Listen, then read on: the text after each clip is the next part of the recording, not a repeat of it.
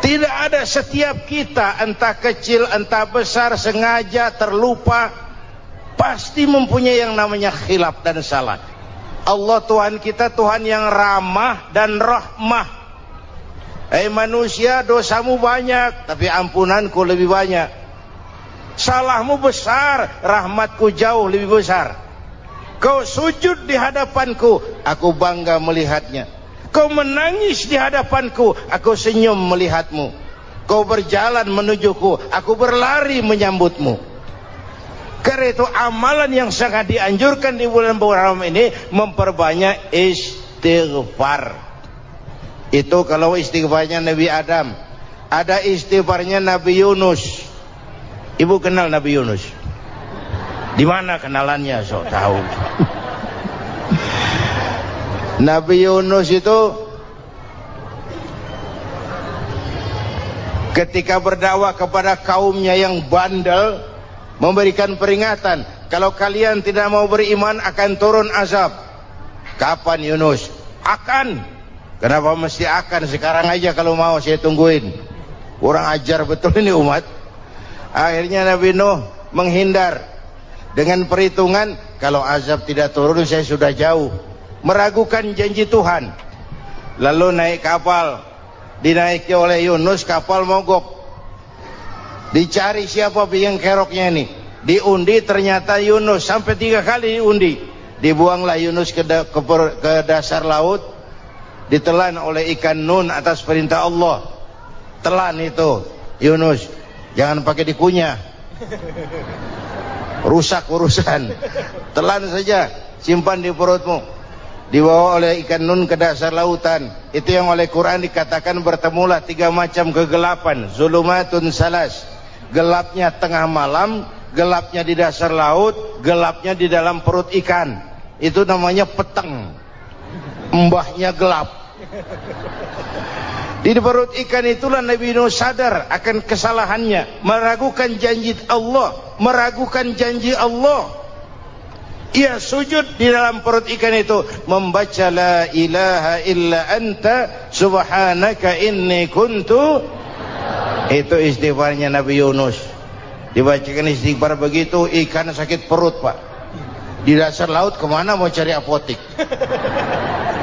Dia naik ke permukaan, memuntahkan isi perutnya. Nabi Yunus keluar dengan selamat. Itu pun terjadi pada hari ke-10 bulan Muharram. Istighfar intinya itu. Itu amalan utama bulan Muharram, memperbanyak istighfar. Allah selamatkan Nabi Nuh dari bahtera banjir yang luar biasa 10 Muharram. Allah selamatkan Nabi Ibrahim dari pembakaran Raja Namruz 10 Muharram. Setelah Nabi Ibrahim itu menghancurkan berhala-berhala, Abrahat pulang mau ibadah, lihat Tuhannya berantakan, marah besar. Siapa yang menghancurkan Tuhan-Tuhan kita ini? Ada yang lapor, kami lihat Ibrahim. Tangkap. Belum ada bukti, tangkap dulu yang penting, bukti belakangan. Tangkap. Wah, dikerahkanlah aparat, tangkap Nabi Ibrahim. Disidang langsung oleh Abrahat, oleh Namruz maksud saya. Ibrahim, kau yang menghancurkan berhala-berhala kami ini, Tuhan-Tuhan kami. Siapa bilang? Ada yang lapor. Saya dengar enggak semua berhala itu hancur. Ada yang paling besar, angkat tangan, saya lihat ada kampak di tangannya. Barangkali yang besar itu iseng tuh, yang kecil-kecil dikampakin. Tanya aja sama dia, kamu gila? Kenapa? Masa kami disuruh nanya berhala? Gak bisa jawab. Gak bisa jawab. Lah kenapa disembah? Lebih gila mana sih? Tahu gak bisa jawab kenapa disembah? Kurang ajar kamu Ibrahim. Bakar, dibakar. Ketika Ibrahim dilempar ke kobaran api yang menggunung, Allah perintah api, ya naru kuni bardan wa salaman ala Ibrahim. Hai api, dinginlah sampean. Api Madura waktu itu Pak. Hai api, dinginlah sampean, selamatkan Ibrahim. Api tunduk kepada perintah Allah. Ibrahim masuk ke kobaran api, selembar rambut pun tidak terbakar. Kenapa? Apinya tunduk kepada perintah Allah. Kenapa? Karena Ibrahim orang yang takut kepada Allah. Api tunduk kepada perintah Allah. Kalau kita baca ayat itu, masuk ke api, mateng. Sudah hadirin yang saya muliakan, oleh karena itu selamatnya Ibrahim dari pembakaran Raja Namrud itu pun pada 10 Muharram, Yaumul Asyura, hari ke-10 dari bulan Muharram. Imedia. Bapak Ibu hadirin hadirat yang saya cintai, sebagian kecil tentang Nabi Adam, Nabi Ibrahim dan Nabi Yunus, tapi saya belum menceritakan tentang Nabi Nuh tadi. Mengulang kaji. Nabi Nuh salah seorang rasul yang masuk ulul azmi 5 besar, karena memang perjuangannya menggambarkan satu usaha yang ulet dan luar biasa. Beliau diberi umur 950 tahun, lalu berdakwah selama 900 tahun, sore, pagi, siang, malam, dapat pengikut tidak lebih 80 orang, rata-rata 10 tahun satu. Kalau saya minta berhenti aja jadi nabi, Pak. Ustadz mana masih mau buka pesantren, 10 tahun buka pesantren, yang nyantri cuma satu. Pedagang mana yang masih mau dagang, 10 tahun dagang yang beli satu. Pimpinan partai mana yang masih mau kampanye, 10 tahun buka partai, yang nyoblos satu. Bangkrut. Umatnya bandel, kurang ajar, durjana, bajingan, tengik. Umatnya Nabi Nuh ini kalau diceramahi, telinganya ditutup dengan tangannya. Nabi Nuh akhirnya rekes, Tuhan, siang malam saya berdakwah kepada umat ini, tiap kali saya sampaikan dakwahmu, mereka tutup telinganya dengan tangannya, alergi dengar ceramah. Apa itu ceramah? Non profit. Saudara-saudara, jadi mau kamu gimana, Nuh? Sudah Tuhan, habiskan saja orang kafir. Nanti kalau punya anak, anaknya pun kafir lagi. Lebih baik bapak moyangnya sikat habis. Biasanya kalau bapak kalong, anak kampret. Bapak nyolong, anak nyopet. Fotokopi gimana aslinya? Habiskan saja. Itu mau kamu, Nuh? Iya. Oke, nanti aku turunkan banjir, Nuh. Buat kapal. Dengan apa saya harus buat kapal, Nuh? Ya dengan kayu, kata Tuhan. Kayunya dari mana, Tuhan? Ya dari pohon, Nuh. Pohonnya belum ada, Tuhan. Ya tanam dulu, Nuh. Bikin kapal, kayunya nanam pohon. Apa artinya? Perjuangan perlu kesabaran. Sukses itu ada prosesnya. Nggak bisa simsalabim abracadabra lalu kita mau sukses. Semua ada prosesnya. Walaupun kenyataannya begitu. Sukses banyak bapaknya, gagal itu yatim. Kalau kita sukses banyak yang ngakuin. Yang baru ketemu pakai manggil encing. Ketemu baru, tapi sukses banyak bapaknya. Gagal yatim, nggak ada yang mau ngakuin kalau kita gagal itu. Udah bikin kapal dengan kayu di tengah kampung, bikin kapal ini. Bayangkan di tengah kampung bikin kapal, orang kafir makin menjadi-jadi. Lihat Nuh, kenapa? Makin sarap. Bikin kapal di tengah kampung, mau belayar kemana? Tuh lihat, kalau orang nggak tahu tujuan, mountain setengah jalan. Proses yang dinilai bukan finalnya. Ya kayak gitu kesimpulannya. Saya enaknya sendiri. Bikin kapal, kapal mendekati selesai. Ini orang kafir rame-rame datang ke kapal Nuh. Mau apa? Buang najis. Sakit perut berangkat ke kapal Nabi Nuh.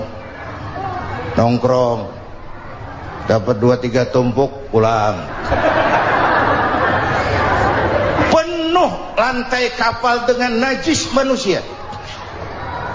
Inilah perjuangan, bukan jalan raya lurus bertabur bunga di kanan kirinya. Banyak ondak dan duri, fitnah, caci maki, antipat, segala macam. Nuh, ada orang tua dasar kafir, kurang ajar, sudah stroke berangkat juga ke kapal Nuh. Mau buang najis, pincang-pincang digotong orang. Selesai buang najis, dia bangun mau pulang, pegangan tiang kapal terpeleset, jatuh di atas tumpukan najis. Terjadi keajaiban, yang stroke-nya sembuh, lumpuhnya hilang, berangkat digotong-gotong pulang, jalan gagah sekali. Tapi orang pekampungnya heran, ente sudah sembuh? Sudah. Berobat di mana? Kok begitu paten? Di kapal Nuh. Masih banyak.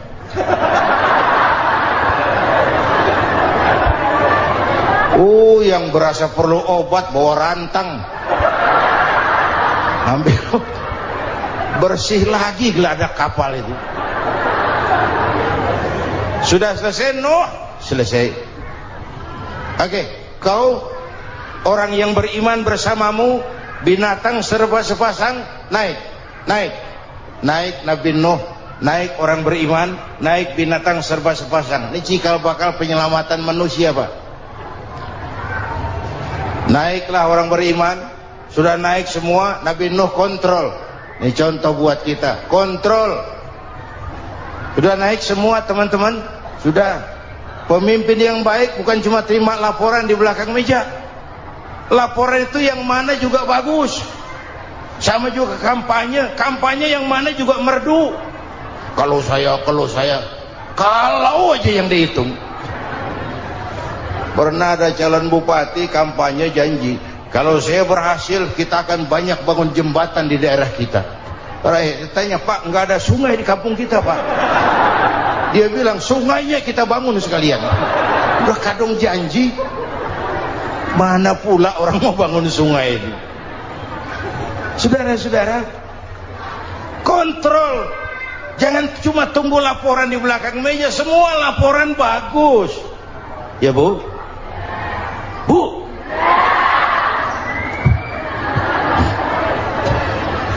Nabi Nuh kontrol. Sudah naik semua? Sudah Nuh. Pulan bin Pulan naik. Naik Nuh. Paimin bin Tukijo. Naik. Kami lihat naik. Ada orang Jawa juga, Kiai? Ada. Sudah kontrol. Kanan anak saya ikut nggak naik kapal? Kami tidak lihat itu Nuh. Kanan. Ini potret. Bapaknya aktif ke masjid, ibunya rajin ke majelis taklim, anaknya keleleran kemana-mana. Bukan di sini, di Prancis. Udah di sini insya Allah sama.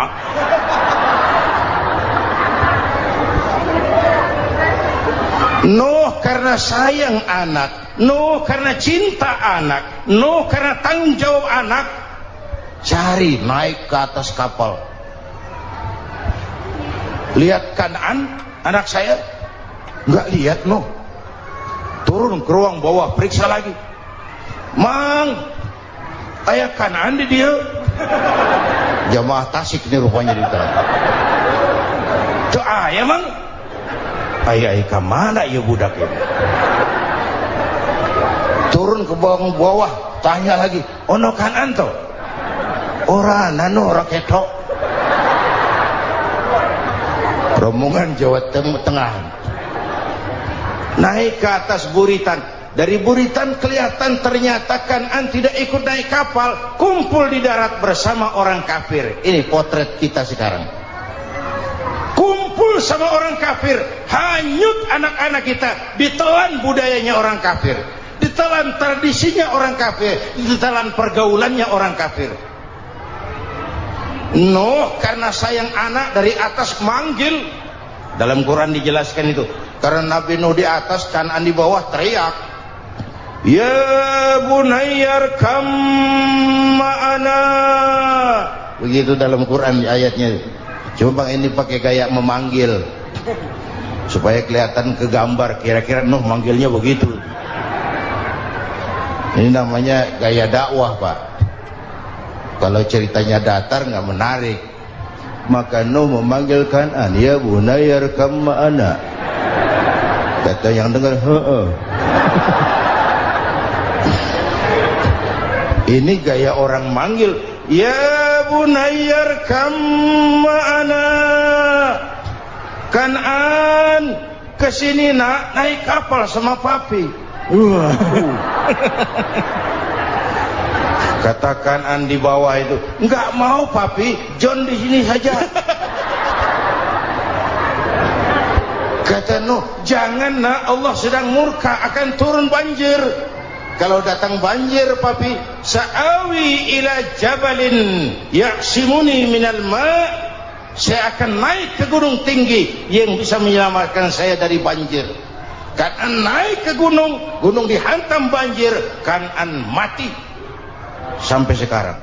Yang kelima, Nabi Musa, kisah Muharramnya ini lahir dalam kondisi yang sulit karena Fir'aun mimpi akan lahir seorang anak dari keturunan Bani Israel yang akan menghancurkan kerajaannya. Kata Fir'aun, sudah lahir belum anaknya? Belum. Kalau gitu mulai malam ini laki-laki dilarang bergaul sama istrinya. Semua perempuan hamil di bawah pengawasan negara. Mulai hari ini kalau lahir anak laki-laki terutama Bani Israel, penggal. Satpol PP disiapkan. Udah ada kayaknya. Ada. Patroli. Bayangkan, nah Fir'aun itu bikin undang-undang seenaknya sendiri. Apalagi merasa kekuasaannya dalam ancaman. Penguasa manapun kalau merasa dalam ancaman, panik. Padahal kekuasaan itu kayak harimau, makin lama ditaiki makin sulit turun. Kenapa? Karena macannya makin lapar. Naik terus capek, turun dimakan harimau, serba sulit. Saudara-saudara, kalau kita mau belajar dari Pak Harto, saya melihat kekurangan Pak Harto cuma satu, terlambat berhenti.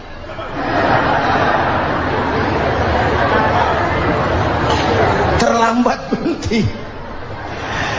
Di sekelilinginya banyak tukang-tukang jilat, tukang-tukang semir. Pak, kalau tidak ada bapak kami bagaimana, Pak? Saudara hadirin yang saya hormati, maka sering saya ingatkan, temanmu yang sejati adalah teman yang membuat kamu jadi benar, bukan teman yang selalu membenarkan kamu. Berapa banyak pejabat-pejabat hancur karena selalu dibenarkan oleh lingkungannya. Bapak benar, Pak. Bapak bijaksana, Pak. Itu tepat, Pak. Benar. Buang angin pun kata kelilingnya, oh Bapak sehat. Temanmu yang sejati, teman yang bikin kamu jadi benar, bukan teman yang selalu membenarkan kamu. Bapak Ibu hadirin yang saya hormati, tapi kehendak Allah terjadi. Lahirlah Musa. Bayinya dihanyutkan di sungai Nil. Bayi sudah menderita, dihanyutkan di sungai Nil. Dan akhirnya besar di lingkungan istana Fir'aun. Diriwayat oleh Ratu Aisyah, perempuan Fir'aun.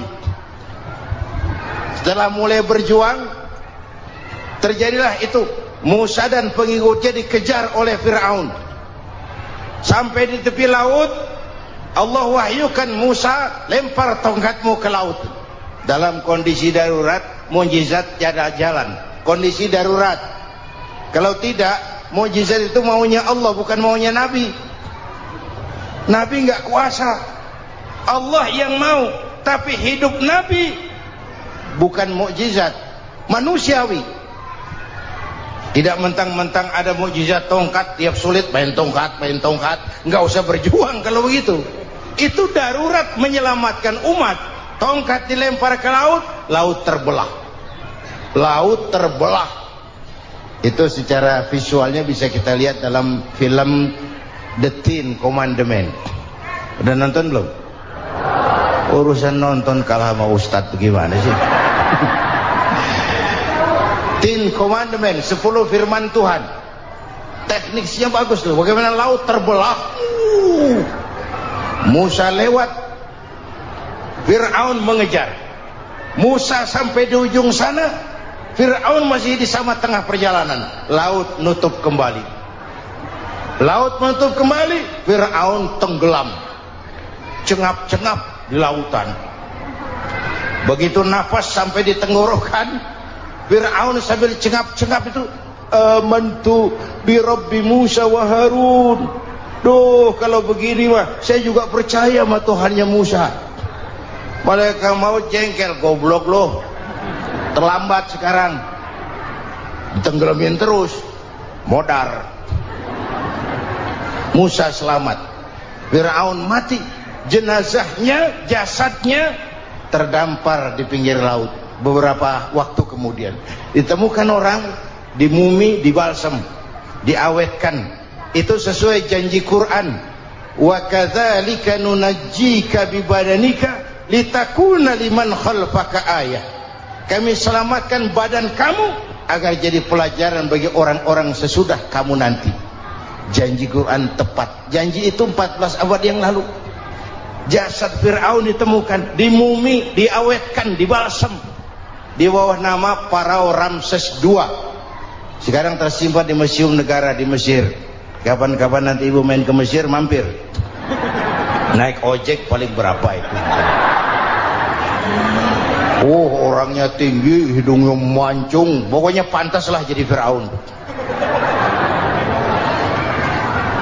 Selamatnya Musa di kejaran Fir'aun di ujung sana itu terjadi pada hari ke-10 bulan Muharram, yang oleh orang Nasrani diperingati dengan hari raya Paskah.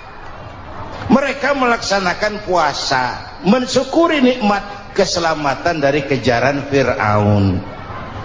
Makanya kalau kita ikut puasa di bulan Muharram, bukan mengikuti syariatnya Nasrani, salah. Karena Nabi mengajarkan, itu sumbernya. Bukan ikutan sama ibadahnya Israel. Tapi memang agama ini kan merupakan mata rantai. Datang Rasul baru melengkapi Rasul sebelumnya, datang Rasul baru melengkapi Rasul sebelumnya. Mata rantai yang berkaitan. Setelah Muhammad selesai, selesailah tugas Nabi dan Rasul. Selesailah misi Nabi dan Rasul. Tidak ada Nabi lagi sesudah Nabi Muhammad. Itu harga mati, titik. Gak ada kompromi. Siapapun sekarang ini nggak datang ngaku jadi Nabi, wajib tidak percaya. Wajib tidak percaya. Tapi kaitannya memang, kita bilang Nasrani, orang bahasa Arab, bahasa Ibraninya Nazaret, Nasiroh, Nazaret. Itu beda dialek. Kita Daud, dia David.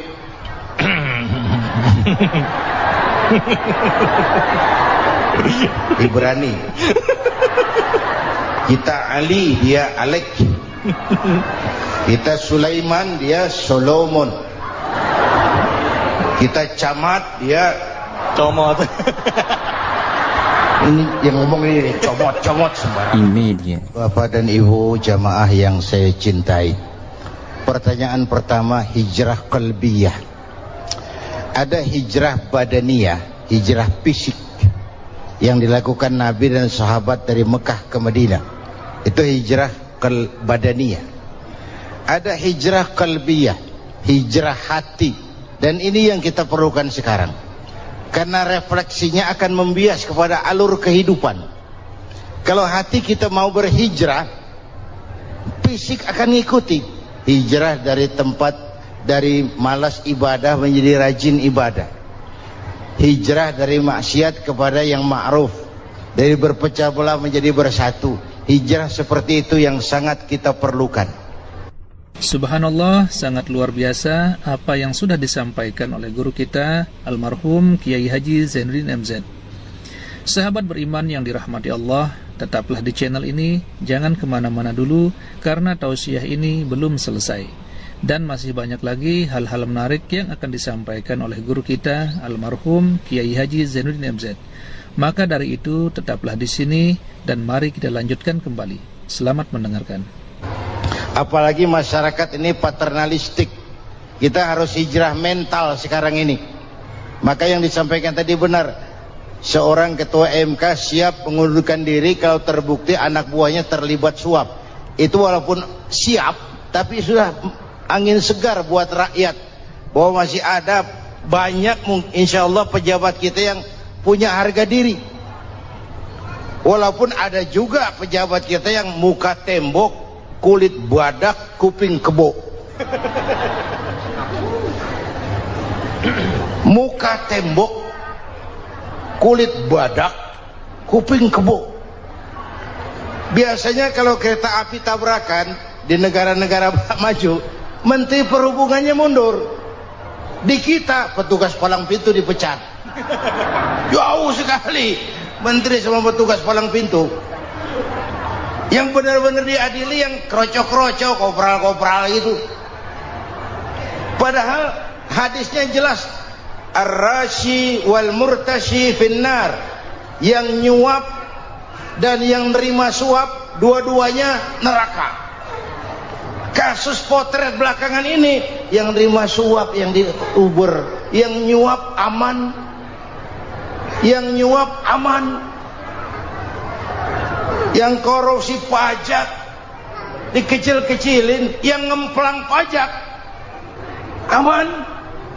Padahal ngemplang pajaknya triliunan, padahal dia sudah dikasih fasilitas oleh negara mengelola sumber daya alam negara yang artinya milik rakyat. Dia harus bayar pajak, uang pajaknya dikumpulkan bagi sebesar-besar kemakmuran rakyat. Itu tindakan merugikan rakyat. Karena itu betul, saya setuju, hijrah qalbi yang perlu kita lakukan sekarang. Hijrah hati. Kita ini bangsa Indonesia, seperti timnas. Timnas sekarang anak-anak muda sudah berani pakai baju PSSI.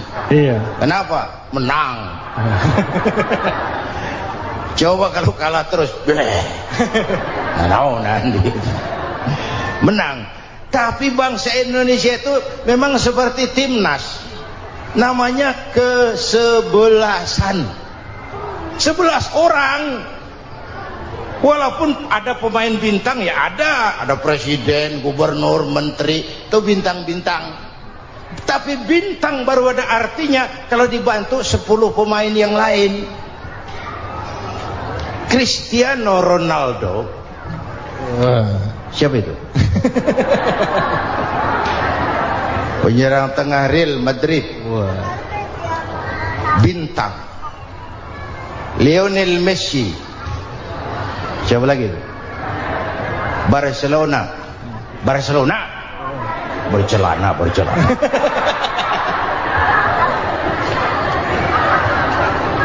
Michael Rooney, bintang Manchester United. Ronaldo baru bintang, Messi baru bintang kalau ada 10 pemain yang lain.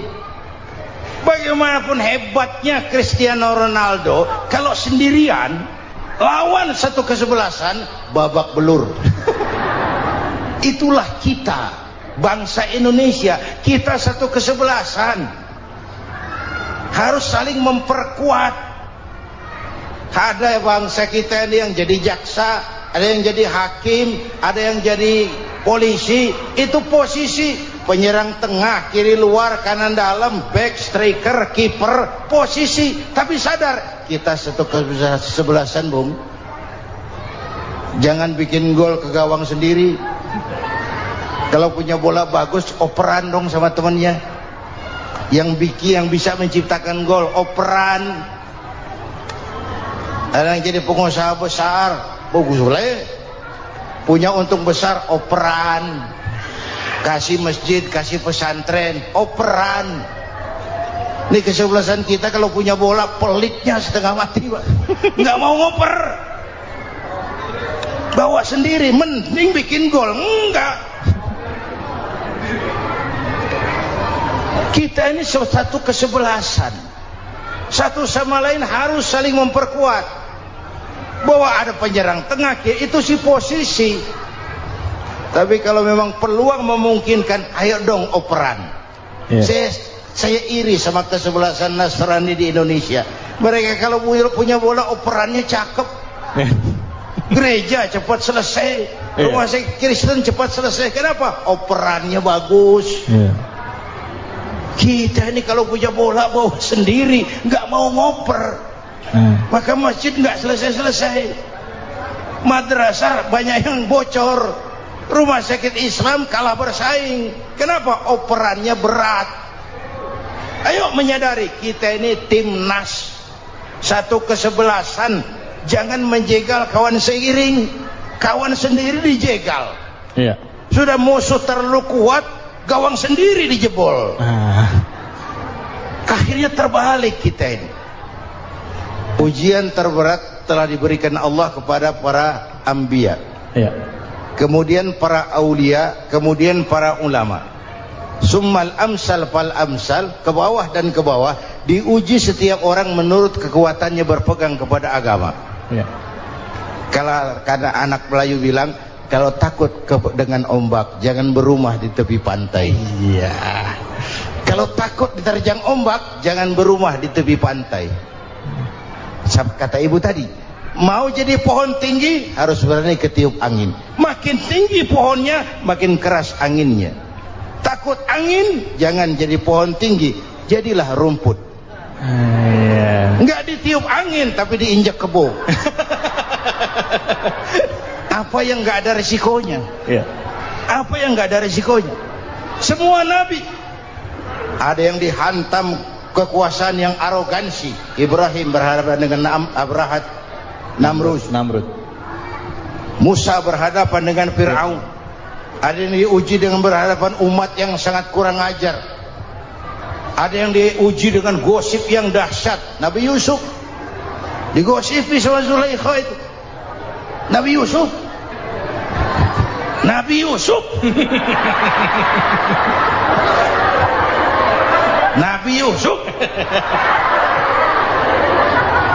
Yang namanya gosip itu kan menyebarkan keburukan orang. Kalau benar saja hukumnya ghibah. Kalau salah hukumnya fitnah. Fitnah lebih bahaya dari pembunuhan. Benarnya ghibah, salahnya fitnah. Saudara hadirin yang saya hormati, jadi resiko itu biasa. Tidak ada yang tanpa resiko. Kalau takut ombak, jangan berumah di tepi pantai. Tinggal bagaimana kita menyikapinya. Kalau kita dewasa, ini bagian ibadah saya kurang, mungkin karena diomongin orang, tambah pahala saya. Mungkin karena diomongin orang, tambah pahala saya. Maka saya ngadapi gosip sepatah pun saya nggak ngomong. Saya cicing. Saya percaya masyarakat tuh punya filter. Amin. Saya percaya Tuhan tuh nggak tidur. Kemudian melahirkan kita ke alam dunia ini, secara biologis bahan kita sama. Alhamdulillahirrabbilalamin. Itulah tadi tausiah yang sangat luar biasa yang sudah disampaikan oleh guru kita almarhum Kiai Haji Zainuddin MZ. Tentunya banyak sekali ilmu, hikmah dan manfaat yang bisa kita jadikan pelajaran dalam kehidupan kita sehari-hari. Sahabat beriman yang dimuliakan Allah, mari kita doakan guru kita, semoga beliau diampuni segala dosa-dosanya dan dilapangkan kuburnya. Amin ya rabbal alamin. Dan buat sahabat semua yang sudah setia menonton tausiah ini sampai selesai, saya ucapkan terima kasih banyak. Semoga Allah subhanahu wa ta'ala senantiasa selalu melimpahkan rahmat dan karunia-Nya kepada sahabatku semua. Selalu diberikan kesehatan, dimudahkan segala urusannya, dan dilancarkan rezekinya. Amin ya rabbal alamin. Sahabat beriman yang dimuliakan Allah, demikian yang dapat saya bagikan. Kurang lebihnya mohon maaf. Wabillahi taufik wal hidayah, waridha wal inayah. Wassalamualaikum warahmatullahi wabarakatuh. Setelah kita mendengarkan kajian yang sangat luar biasa dari guru kita Al-Maghfurullah Kiai Haji Zainuddin MZ, sekarang mari kita lanjutkan aktivitas kita masing-masing. Semoga sahabat semua selalu diberikan kelancaran, diberikan kesehatan, dan dimudahkan segala urusannya. Amin ya rabbal alamin.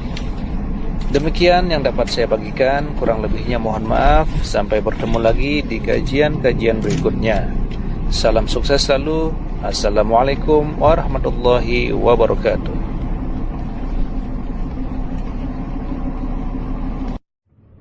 Assalamualaikum warahmatullahi wabarakatuh. Alhamdulillahirabbil alamin, wassalatu wassalamu ala asyrafil anbiya'i wal mursalin sayyidina Muhammadin wa ala alihi wa sahbihi ajma'in, amma ba'du. Sahabat beriman yang dimuliakan Allah, alhamdulillah kita bertemu lagi di channel ini. Doa dan harapan saya, semoga sahabatku semua selalu diberikan kesehatan, dimudahkan segala urusannya, dan dilancarkan rezekinya. Amin ya rabbal alamin. Pada kesempatan yang berbahagia ini, saya mengajak sahabatku semua untuk mendengarkan tausiah yang sangat luar biasa dari guru kita almarhum Kiai Haji Zainuddin MZ. Tentunya banyak sekali ilmu dan manfaat yang bisa kita jadikan pelajaran dalam kehidupan kita sehari-hari. Berikut ini mari kita simak bersama isi tausiah dari guru kita almarhum Kiai Haji Zainuddin MZ. Selamat mendengarkan. Adam itu bapak moyang kita. Dosanya satu, makan buah khuldi, dikeluarkan dari surga. Kita dosanya banyak, kepengen masuk, enggak nyambung. Hai Adam, dari tidak ada kamu saya adakan. Saya perintahkan tinggal di surga. Merasa sepi sendirian, saya ciptakan Siti Hawa supaya kamu tenang. Kamu boleh nikmati semuanya. Ini boleh, itu boleh, ini boleh, itu boleh. Makan, makanlah yang kau mau. Minum, minumlah yang kau suka. Pakai, pakailah yang kau senang. Satu yang saya minta, jangan dekati pohon khuldi. Itu kau tidak sanggup, keluar. Diusir dari surga. Sujud Nabi Adam. Kata riwayat 40 tahun sujud membaca Rabbana zalamna anfusana wa illam taghfir lana wa tarhamna lanakunanna minal. Itu namanya istighfarnya Nabi Adam. Istighfar itu kan mengucapkan astagfirullah, basmalah, membaca bismillah. Jangan kayak teman saya disuruh banyak-banyak baca istighfar, benar-benar dia baca istighfar, istighfar, istighfar. Bukan itu maksudnya. Nah, maka salah satu amalan yang sangat dianjurkan di bulan Muharram ini memperbanyak istighfar. Tidak ada orangnya yang tidak. Ayo jujur, ini yang kumpul di sini semua, ada nggak yang nggak punya dosa? Yang merasa nggak punya dosa, ayo ke depan. Ada? Tidak ada. Setiap kita, entah kecil entah besar, sengaja terlupa, pasti mempunyai yang namanya khilaf dan salah. Dan Allah Tuhan kita bukan Tuhan pendendam. Allah Tuhan kita Tuhan yang ramah dan rahmah. Manusia, dosamu banyak, tapi ampunanku lebih banyak. Salahmu besar, rahmatku jauh lebih besar. Kau sujud di hadapanku, aku bangga melihatnya. Kau menangis di hadapanku, aku senyum melihatmu. Kau berjalan menujuku, aku berlari menyambutmu. Karena itu amalan yang sangat dianjurkan di bulan Muharram ini memperbanyak istighfar. Itu kalau istighfarnya Nabi Adam. Ada istighfarnya Nabi Yunus. Ibu kenal Nabi Yunus? Di mana kenalannya? Sok tahu. Nabi Yunus itu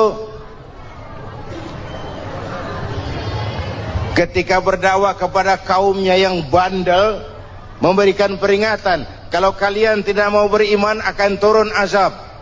Kapan Yunus? Akan.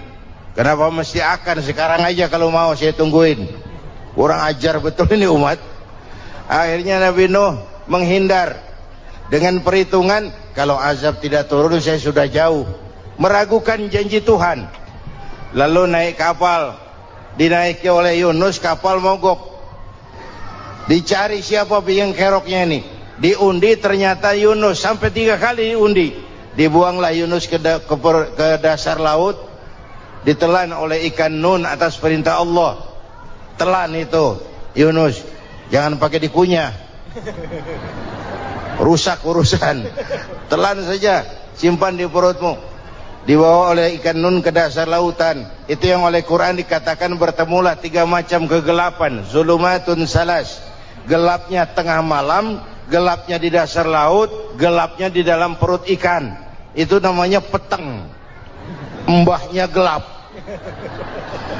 Di perut ikan itulah Nabi Nuh sadar akan kesalahannya, meragukan janji Allah, meragukan janji Allah. Ia sujud di dalam perut ikan itu, membaca la ilaha illa anta subhanaka inni kuntu. Itu istighfarnya Nabi Yunus. Dibacakan istighfar begitu, ikan sakit perut pak. Di dasar laut kemana mau cari apotik? Dia naik ke permukaan, memuntahkan isi perutnya. Nabi Yunus keluar dengan selamat. Itu pun terjadi pada hari ke-10 bulan Muharram. Istighfar intinya itu. Itu amalan utama bulan Muharram, memperbanyak istighfar. Allah selamatkan Nabi Nuh dari bahtera banjir yang luar biasa 10 Muharram. Allah selamatkan Nabi Ibrahim dari pembakaran Raja Namrus 10 Muharram. Setelah Nabi Ibrahim itu menghancurkan berhala-berhala, Abrahat pulang mau ibadah, lihat Tuhannya berantakan, marah besar. Siapa yang menghancurkan Tuhan-Tuhan kita ini? Ada yang lapor, kami lihat Ibrahim. Tangkap. Belum ada bukti, tangkap dulu yang penting, bukti belakangan. Tangkap. Wah, dikerahkanlah aparat, tangkap Nabi Ibrahim. Disidang langsung oleh Abrahat, oleh Namrus maksud saya. Ibrahim, kau yang menghancurkan berhala-berhala kami ini, Tuhan-Tuhan kami. Siapa bilang? Ada yang lapor. Saya dengar enggak semua berhala itu hancur. Ada yang paling besar, angkat tangan, saya lihat ada kampak di tangannya. Barangkali yang besar itu iseng tuh, yang kecil-kecil dikampakin. Tanya aja sama dia, kamu gila? Kenapa? Masa kami disuruh nanya berhala? Gak bisa jawab. Gak bisa jawab. Lah kenapa disembah? Lebih gila mana sih? Tahu gak bisa jawab kenapa disembah? Kurang ajar kamu Ibrahim. Bakar, dibakar. Ketika Ibrahim dilempar ke kobaran api yang menggunung, Allah perintah api, ya naru kuni bardan wa salaman ala Ibrahim. Hai api, dinginlah sampean. Api Madura waktu itu pak. Hai api, dinginlah sampean, selamatkan Ibrahim. Api tunduk kepada perintah Allah. Ibrahim masuk ke kobaran api, selembar rambut pun tidak terbakar. Kenapa? Apinya tunduk kepada perintah Allah. Kenapa? Karena Ibrahim orang yang takut kepada Allah. Api tunduk kepada perintah Allah. Kalau kita baca ayat itu, masuk ke api, mateng. Sudah hadirin yang saya muliakan, oleh karena itu selamatnya Ibrahim dari pembakaran Raja Namrud itu pun pada 10 Muharram, Yaumul Asyura, hari ke-10 dari bulan Muharram. Imedia. Bapak Ibu hadirin hadirat yang saya cintai, sebagian kecil tentang Nabi Adam, Nabi Ibrahim dan Nabi Yunus, tapi saya belum menceritakan tentang Nabi Nuh tadi. Mengulang kaji, Nabi Nuh salah seorang rasul yang masuk ulul azmi 5 besar. Karena memang perjuangannya menggambarkan satu usaha yang ulet dan luar biasa. Beliau diberi umur 950 tahun, lalu berdakwah selama 900 tahun, sore, pagi, siang, malam, dapat pengikut tidak lebih 80 orang, rata-rata 10 tahun satu. Kalau saya minta berhenti aja jadi nabi, Pak. Ustadz mana masih mau buka pesantren 10 tahun buka pesantren, yang nyantri cuma satu. Pedagang mana yang masih mau dagang 10 tahun dagang, yang beli satu. Pimpinan partai mana yang masih mau kampanye 10 tahun buka partai, yang nyoblos satu. Bangkrut. Umatnya bandel, kurang ajar, durjana, bajingan, tengik. Umatnya Nabi Nuh ini kalau diceramahi telinganya ditutup dengan tangannya. Nabi Nuh akhirnya rekes, Tuhan, siang malam saya berdakwah kepada umat ini, tiap kali saya sampaikan dakwahmu mereka tutup telinganya dengan tangannya, alergi dengar ceramah. Apa itu ceramah? Non profit. Saudara-saudara, jadi mau kamu gimana, Nuh? Sudah Tuhan, habiskan saja orang kafir. Nanti kalau punya anak, anaknya pun kafir lagi. Lebih baik bapak moyangnya sikat habis. Biasanya kalau bapak kalong, anak kampret. Bapak nyolong, anak nyopet. Fotokopi gimana aslinya? Habiskan saja. Itu mau kamu, Nuh? Iya. Oke. Nanti aku turunkan banjir, Nuh. Buat kapal. Dengan apa saya harus buat kapal, Nuh? Ya dengan kayu, kata Tuhan. Kayunya dari mana, Tuhan? Ya dari pohon, Nuh. Pohonnya belum ada, Tuhan. Ya tanam dulu, Nuh. Bikin kapal kayunya nanam pohon. Apa artinya? Perjuangan perlu kesabaran. Sukses itu ada prosesnya. Nggak bisa simsalabim abracadabra lalu kita mau sukses. Semua ada prosesnya. Walaupun kenyataannya begitu. Sukses banyak bapaknya, gagal itu yatim. Kalau kita sukses banyak yang ngakuin. Yang baru ketemu pakai manggil encing. Ketemu baru. Tapi sukses banyak bapaknya. Gagal yatim, nggak ada yang mau ngakuin kalau kita gagal itu. Udah bikin kapal dengan kayu di tengah kampung, bikin kapal ini. Bayangkan di tengah kampung bikin kapal, orang kafir makin menjadi-jadi. Lihat Nuh, kenapa? Makin sarap. Bikin kapal di tengah kampung, mau belayar kemana? Tuh lihat, kalau orang nggak tahu tujuan, mountain setengah jalan. Proses yang dinilai bukan finalnya. Ya kayak gitu kesimpulannya. Saya enaknya sendiri. Bikin kapal. Kapal mendekati selesai. Ini orang kafir rame-rame datang ke kapal Nuh. Mau apa? Buang najis. Sakit perut berangkat ke kapal Nabi Nuh. Nongkrong. Dapat 2-3 tumpuk pulang. Penuh lantai kapal dengan najis manusia. Inilah perjuangan. Bukan jalan raya lurus bertabur bunga di kanan kirinya. Banyak ondak dan duri, fitnah, caci maki, antipat, segala macam. Nuh. Ada orang tua dasar kafir, kurang ajar, sudah stroke berangkat juga ke kapal Nuh. Mau buang najis, pincang-pincang digotong orang. Selesai buang najis, dia bangun mau pulang, pegangan tiang kapal terpeleset, jatuh di atas tumpukan najis. Terjadi keajaiban, yang stroke-nya sembuh, lumpuhnya hilang, berangkat digotong-gotong pulang, jalan gagah sekali.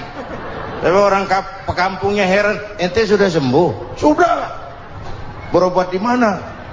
Kok begitu paten? Di kapal Nuh. Masih banyak.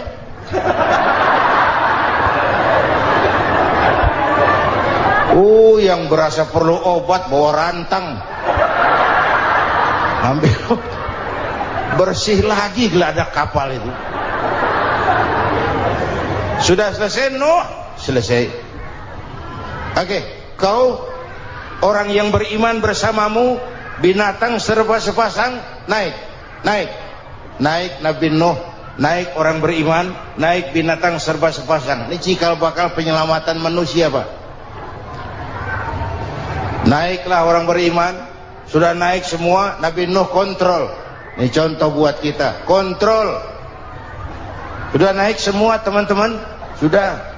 Pemimpin yang baik bukan cuma terima laporan di belakang meja. Laporan itu yang mana juga bagus. Sama juga kampanye yang mana juga merdu. Kalau aja yang dihitung. Pernah ada calon bupati kampanye janji, kalau saya berhasil kita akan banyak bangun jembatan di daerah kita. Tanya, Pak, nggak ada sungai di kampung kita, Pak. Dia bilang, sungainya kita bangun sekalian. Udah kadung janji, mana pula orang mau bangun sungai ini. Saudara-saudara, kontrol. Jangan cuma tunggu laporan di belakang meja, semua laporan bagus. Ya Bu? Bu?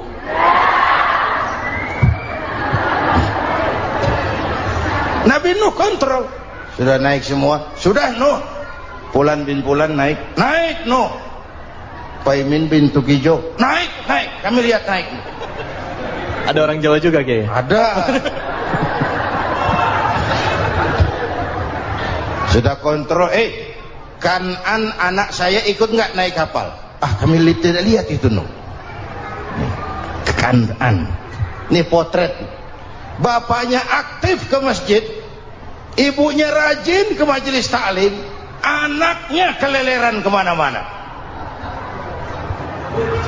Bukan di sini, di Prancis. Udah di sini insya Allah sama.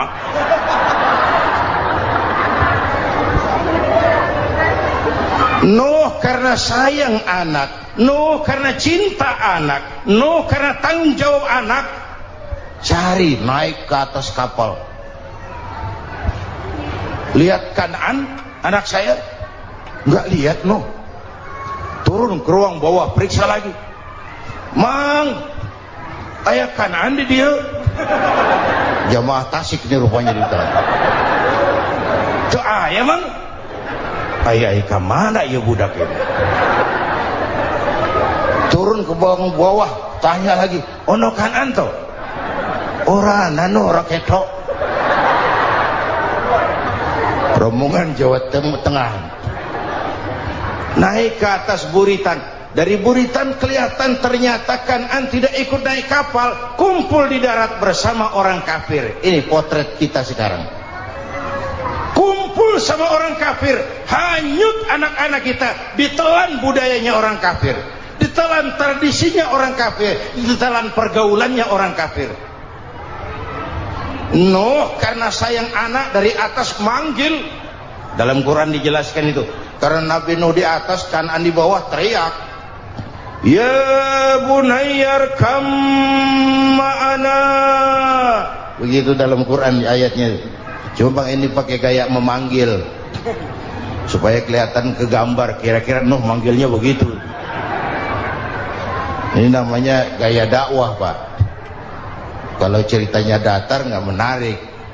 Maka Nuh memanggil Kan'an, ya bunayyar kam ma'ana.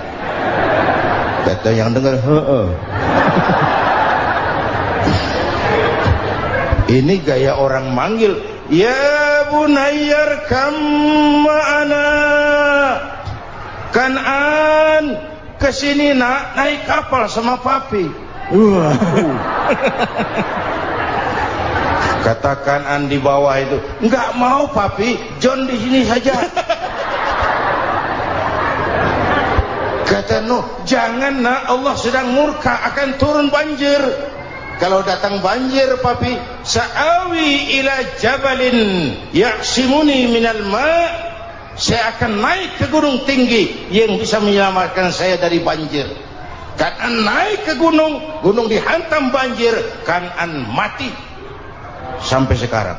Yang kelima, Nabi Musa, kisah Muharramnya ini lahir dalam kondisi yang sulit karena Fir'aun mimpi akan lahir seorang anak dari keturunan Bani Israel yang akan menghancurkan kerajaannya. Kata Fir'aun, sudah lahir belum anaknya? Belum. Kalau gitu mulai malam ini laki-laki dilarang bergaul sama istrinya. Semua perempuan hamil di bawah pengawasan negara. Mulai hari ini kalau lahir anak laki-laki terutama Bani Israel, penggal. Satpol PP disiapkan. Udah ada kayaknya. Ada. Patroli. Bayangkan, nah Fir'aun itu bikin undang-undang seenaknya sendiri. Apalagi merasa kekuasaannya dalam ancaman. Penguasa manapun kalau merasa dalam ancaman, panik. Padahal kekuasaan itu kayak harimau. Makin lama ditaiki, makin sulit turun. Kenapa? Karena macannya makin lapar. Naik terus capek, turun dimakan harimau. Serba sulit. Saudara-saudara, kalau kita mau belajar dari Pak Harto, saya melihat kekurangan Pak Harto cuma satu, terlambat berhenti.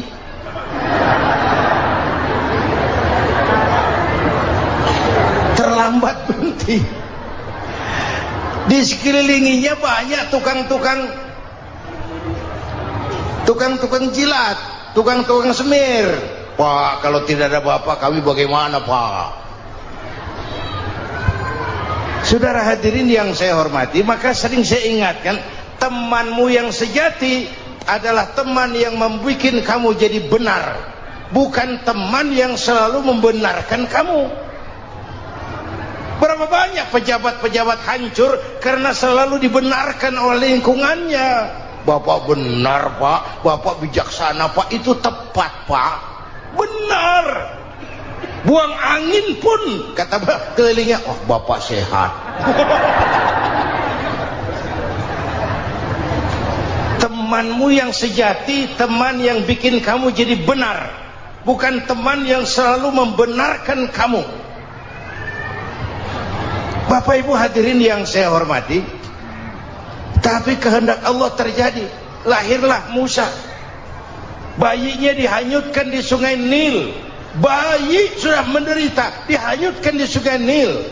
Dan akhirnya besar di lingkungan istana Fir'aun.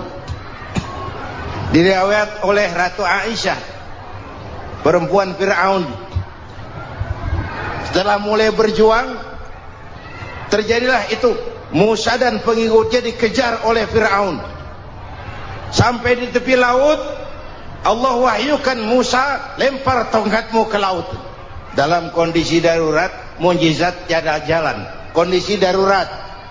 Kalau tidak, mukjizat itu maunya Allah, bukan maunya Nabi. Nabi nggak kuasa, Allah yang mau. Tapi hidup Nabi bukan mukjizat, manusiawi. Tidak mentang-mentang ada mukjizat tongkat, tiap sulit main tongkat. Nggak usah berjuang kalau begitu. Itu darurat menyelamatkan umat. Tongkat dilempar ke laut, laut terbelah. Laut terbelah. Itu secara visualnya bisa kita lihat dalam film The Ten Commandments. Udah nonton belum? Urusan nonton kalah sama Ustadz bagaimana sih? Ten Commandments, 10 firman Tuhan. Tekniknya bagus loh. Bagaimana laut terbelah. Musa lewat, Fir'aun mengejar. Musa sampai di ujung sana, Fir'aun masih di sama tengah perjalanan. Laut nutup kembali. Laut menutup kembali, Fir'aun tenggelam, cengap-cengap di lautan. Begitu nafas sampai di tenggorokan, Fir'aun sambil cengap-cengap itu, amantu bi Rabbi Musa wa Harun. Duh, kalau begini mah saya juga percaya sama Tuhannya Musa. Malaikat maut jengkel, goblok loh, terlambat sekarang, ditenggelamin terus, modar. Musa selamat, Fir'aun mati, jenazahnya, jasadnya terdampar di pinggir laut. Beberapa waktu kemudian ditemukan orang, dimumi, dibalsem, diawetkan. Itu sesuai janji Quran, wa kadzalika nunajjika bibadanika litakuna liman khalfaka ayah. Kami selamatkan badan kamu agar jadi pelajaran bagi orang-orang sesudah kamu nanti. Janji Quran tepat. Janji itu 14 abad yang lalu. Jasad Fir'aun ditemukan, dimumi, diawetkan, dibalsem di bawah nama Farao Ramses II. Sekarang tersimpan di Museum Negara di Mesir. Kapan-kapan nanti ibu main ke Mesir, mampir. Naik ojek paling berapa itu? Oh, orangnya tinggi, hidungnya mancung, pokoknya pantaslah jadi Fir'aun. Selamatnya Musa di kejaran Fir'aun di ujung sana itu terjadi pada hari ke-10 bulan Muharram, yang oleh orang Nasrani diperingati dengan hari raya Paskah. Mereka melaksanakan puasa, mensyukuri nikmat keselamatan dari kejaran Fir'aun. Makanya kalau kita ikut puasa di bulan Muharram bukan mengikuti syariatnya Nasrani, salah. Karena Nabi mengajarkan, itu sumbernya. Bukan ikutan sama ibadahnya Israel. Tapi memang agama ini kan merupakan mata rantai. Datang Rasul baru melengkapi Rasul sebelumnya, datang Rasul baru melengkapi Rasul sebelumnya. Mata rantai yang berkaitan. Setelah Muhammad selesai, selesailah tugas Nabi dan Rasul. Selesailah misi Nabi dan Rasul. Tidak ada Nabi lagi sesudah Nabi Muhammad. Itu harga mati, titik. Gak ada kompromi. Siapapun sekarang ini nggak datang ngaku jadi Nabi, wajib tidak percaya. Wajib tidak percaya. Tapi kaitannya memang, kita bilang Nasrani, orang bahasa Arab, bahasa Ibraninya Nazaret, Nasiroh, Nazaret. Itu beda dialek. Kita Daud, dia David.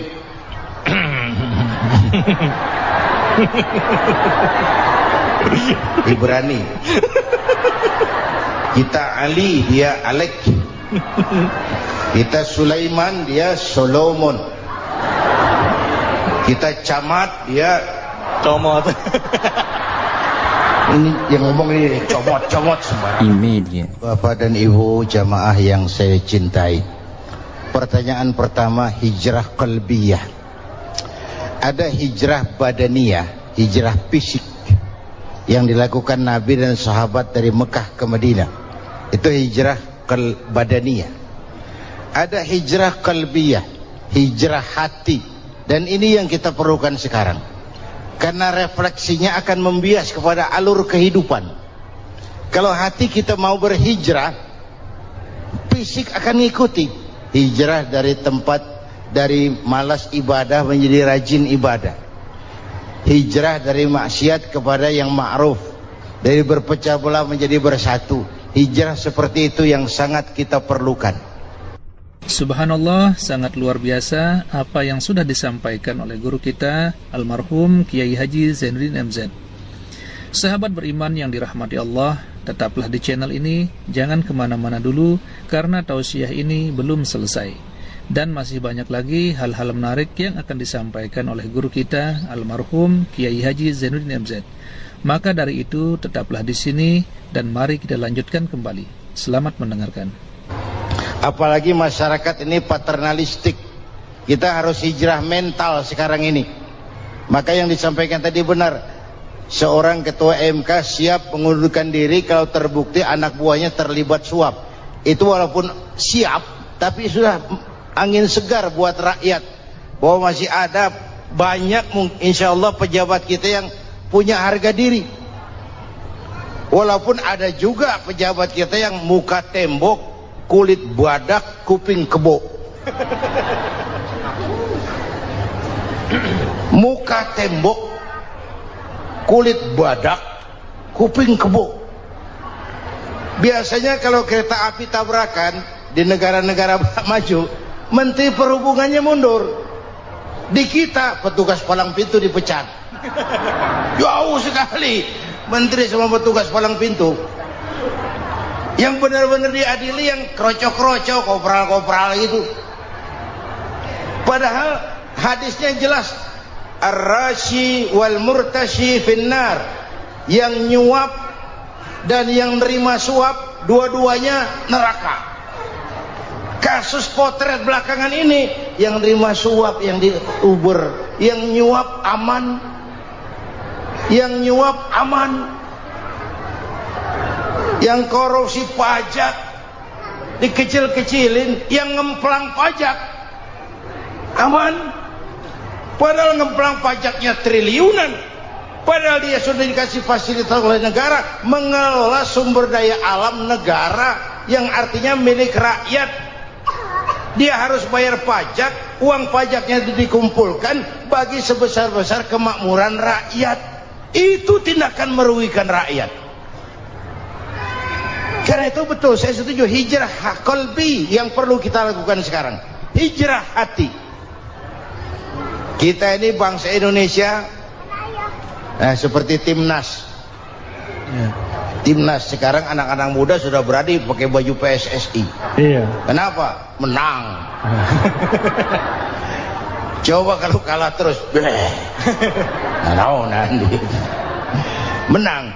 Tapi bangsa Indonesia itu memang seperti timnas, namanya kesebelasan. 11 orang. Walaupun ada pemain bintang, ya ada presiden, gubernur, menteri, itu bintang-bintang. Tapi bintang baru ada artinya kalau dibantu 10 pemain yang lain. Cristiano Ronaldo, siapa itu? Penyerang tengah Real Madrid, bintang. Lionel Messi, siapa lagi? Barcelona, bercelana.